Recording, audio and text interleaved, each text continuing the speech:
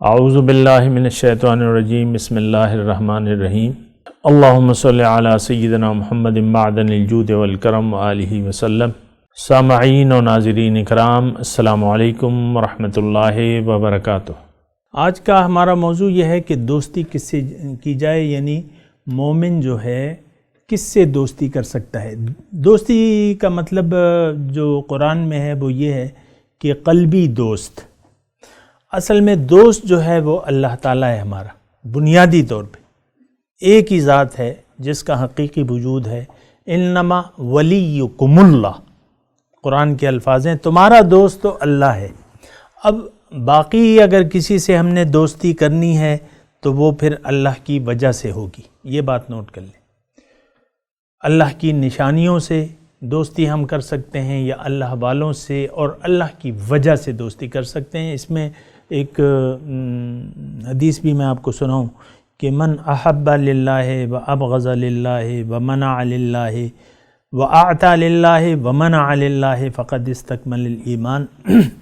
جس نے محبت کی اللہ کے واسطے، بغض رکھا اللہ کے واسطے، دیا اللہ کے لیے، روکا اللہ کے لیے، اس نے اپنے ایمان کو کامل کر لیا۔ کیا مطلب؟ دوستی صرف اللہ سے اور پھر اللہ والوں سے یا اللہ کی وجہ سے کی جاتی ہے۔ پھر جو آپ کے راستے میں آپ کے ساتھی نہیں ہیں ان سے آپ نے قلبی تعلق نہیں رکھنا، نہ دوستی کرنی ہے، یہ بات ذرا نوٹ کر لیں۔ آپ نے صرف یعنی قلبی تعلق جو ہے اللہ سے، پھر اللہ کی وجہ سے رکھنا ہے، اور جو آپ کے راہ سلوک یعنی اللہ کے راستے کے ساتھی نہیں ہیں آپ نے اس سے تعلق کاٹ لینا ہے، قلبی تعلق کاٹ لینا ہے۔ وَنَخْلَعُ وَنَتْرُكُ مَنْ يَفْجُرُكَ، نخلع ہم چھوڑتے ہیں اور قطع تعلق کرتے ہیں، نترکو ترک کرتے ہیں، من یفجرک جو تیری نافرمانی کرتا ہے۔ تو جو مومن ہے اس کا تعلق صرف اس سے قلبی تعلق ہوگا جو اس کا ساتھی ہے، جو اللہ کا بندہ ہے یا بننے کی کوشش کر رہا ہے، اس سے آپ نے محبت کرنی ہے، قلبی محبت۔ اچھا، اس میں اب یہ ہے کہ یعنی الا ان تتقوا، یا اس کے شر سے تم ڈرو۔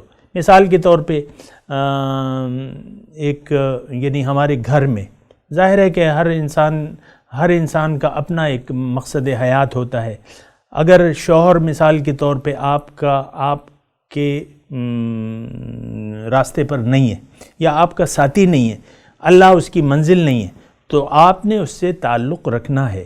یا مشرک والدین ہیں مثال کے طور پہ، یا ایسے والدین ہیں جو آپ کے ہم خیال نہیں ہیں، تو ان سے تعلق رکھنا ہے، ان سے حسن سلوک کرنا ہے، ان سے پیش آنا ہے، لیکن یعنی سلوک اچھا رکھنا ہے۔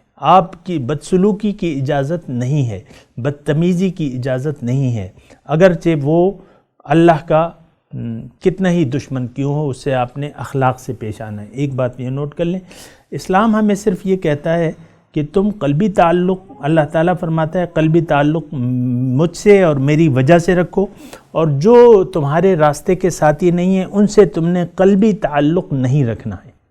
ہاں، الا ان تتقوا، مثال کے طور پہ شوہر سے آپ بدتمیزی کریں گی تو ان کے شر سے تو پھر آپ نہیں بچ سکتی۔